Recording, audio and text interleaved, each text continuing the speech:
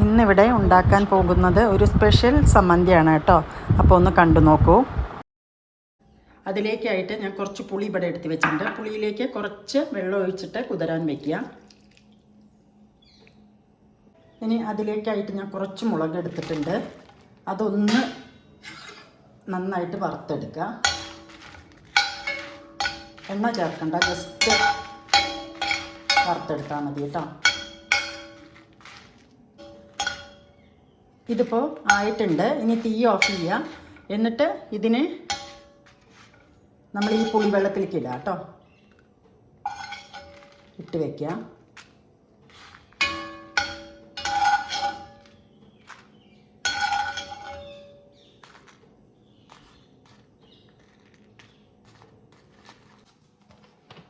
ഇനി ഇതിലോട്ട് കുറച്ച് നല്ലെണ്ണ ഒഴിക്കുക കേട്ടോ. നല്ലെണ്ണ വേണ്ടവർക്ക് നല്ലെണ്ണ ഒഴിക്കാം, അല്ല എന്നുണ്ടെങ്കിൽ വെളിച്ചെണ്ണ ഉപയോഗിക്കാം. ഞാൻ നല്ലെണ്ണയാണ് ഒഴിച്ചിരിക്കുന്നത്. ഇതിൽ ഞാൻ 4 ടേബിൾ സ്പൂൺ ഉഴുന്നുപരിപ്പ് എടുത്തിട്ടുണ്ട്. ഇനി ഉഴുന്നുപരിപ്പ് ഇതിലേക്ക് നല്ല ചുവപ്പ് കളറിൽ വറുത്തെടുക്കുക.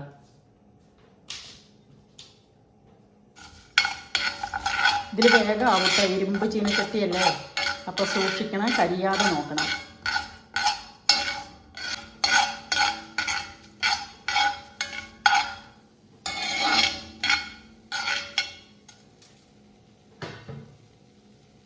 ഇനി കുറച്ച് കായം കേട്ടോ. പൊടിക്കായോ അല്ലെങ്കിൽ കട്ടക്കായോ ഏതായാലും ഇടാം.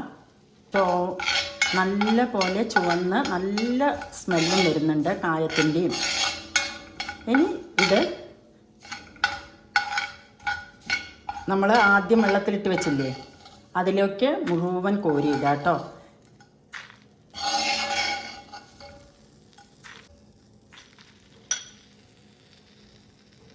ഇനി ഇതിലോട്ട് പാകത്തിന് ഉപ്പിട്ട് വയ്ക്കാം.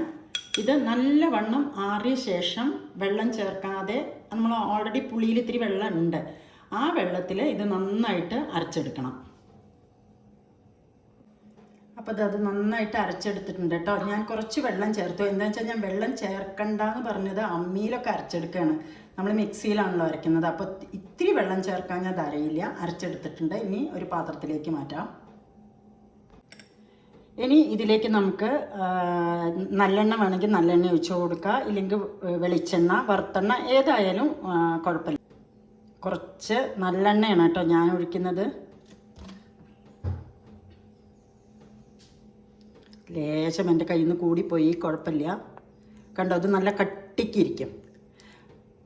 അപ്പോൾ ഇത് നിങ്ങൾക്ക് തൈര് സാദത്തിൻ്റെ കൂടെ, വെറും ചോറിൻ്റെ കൂടെ, പിന്നെ ദോശയുടെ കൂടെ, ഇഡ്ഡലിയുടെ കൂടെയൊക്കെ നല്ലൊരു സമ്മന്തിയാണ്. അത് മാത്രമല്ല, ഇതിലത്തെ നമ്മൾക്ക് ഉള്ളി വേണ്ട, തേങ്ങ വേണ്ട, ഒന്നും വേണ്ട, പക്ഷെ നന്നായിട്ടുണ്ട്. അപ്പോൾ എരിവ് പുളിപ്പൊക്കെ നിങ്ങളുടെ ഇഷ്ടത്തിന് കുറച്ചും കൂട്ടിയും ഇടാം.